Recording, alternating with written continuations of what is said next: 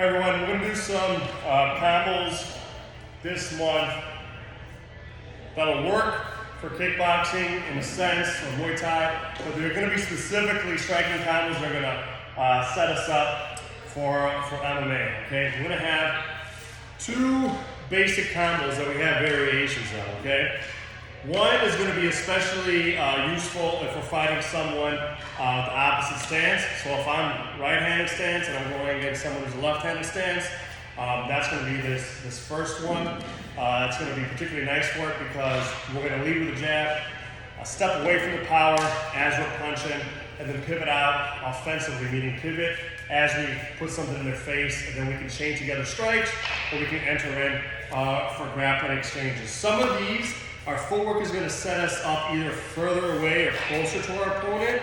So that might, if we're stepping closer consciously, that's going to set us up for grappling exchanges. And the clinch, either if we want to strike in the clinch or work for takedowns, press against the cage, or work for clinch, work strike, separate, and then strike on separation. But sometimes we can even close the distance off of the farther distance, or we have options here. So we're going to play around with that. You can get creative with this. You can work these simply if you're a beginner, and the students, and you can work more. If you're comfortable with that, you can start chaining things together. You can even work both combos, shadow boxing, or with pads, or with bag, once we get these hoists up delivered this month, hopefully. All right. So the first one. So to be working against hypothetically a person that's opposite stance. So I'm righty, this is if I'm going against a southpaw. I'm going to lead with a jab. The distance we're playing with, a pivot jab is going to be sufficient. There's nothing that says we couldn't do a step jab from further away. In this hypothetical, I'm close enough where if I turn it over, I'm connecting, all right? Or at least getting their attention, right? So it's going to be a jab high to the head with my lead. And then we're going to throw a cross, but instead of just staying in place, although we're always getting our head off center with every punch, we're going to step to the left with our cross. Jab, cross, step, and then we're pivoting out as we jab. So again, jab, step away from their left-hander's power, and then pivot. But not a benign pivot where we're just turning. We like this angle we're going to give, give ourselves maybe a blind angle, but we're going to jab off of it.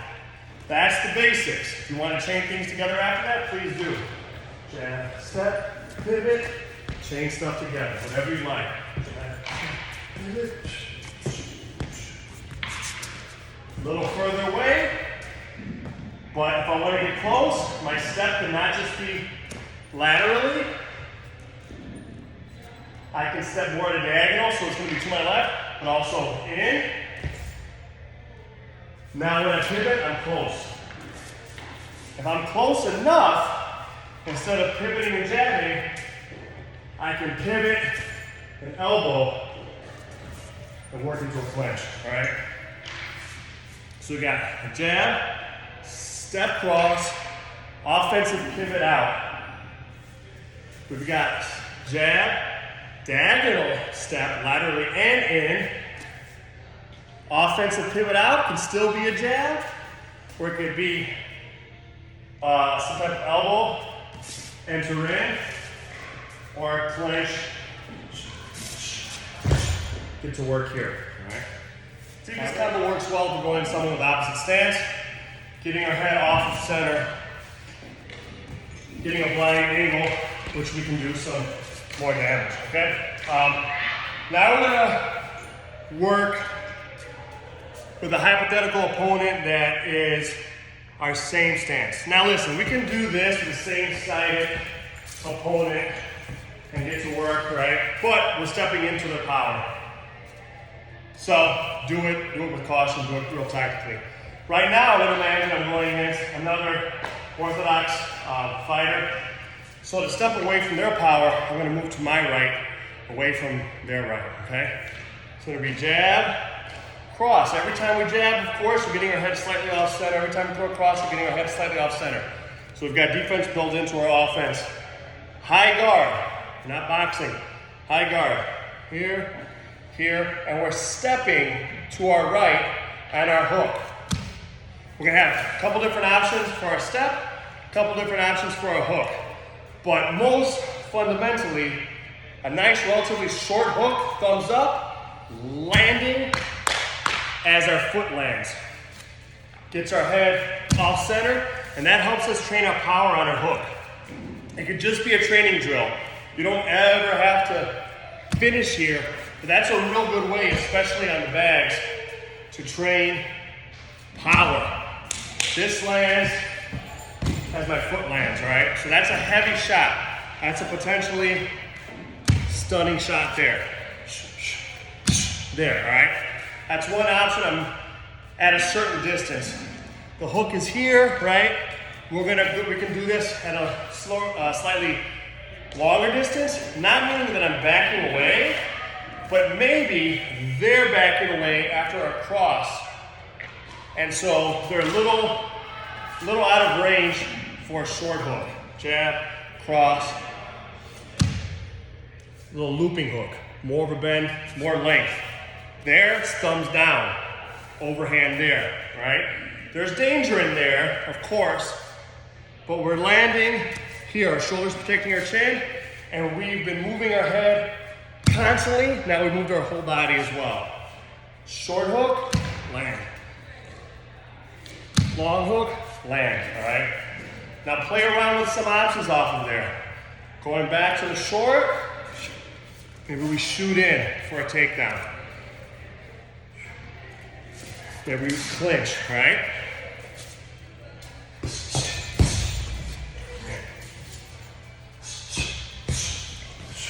If you want to do a real nice big slide step, you can really get out of the way and really get a blind angle. Now I've got blind angle to shoot in. You can also chain strikes together.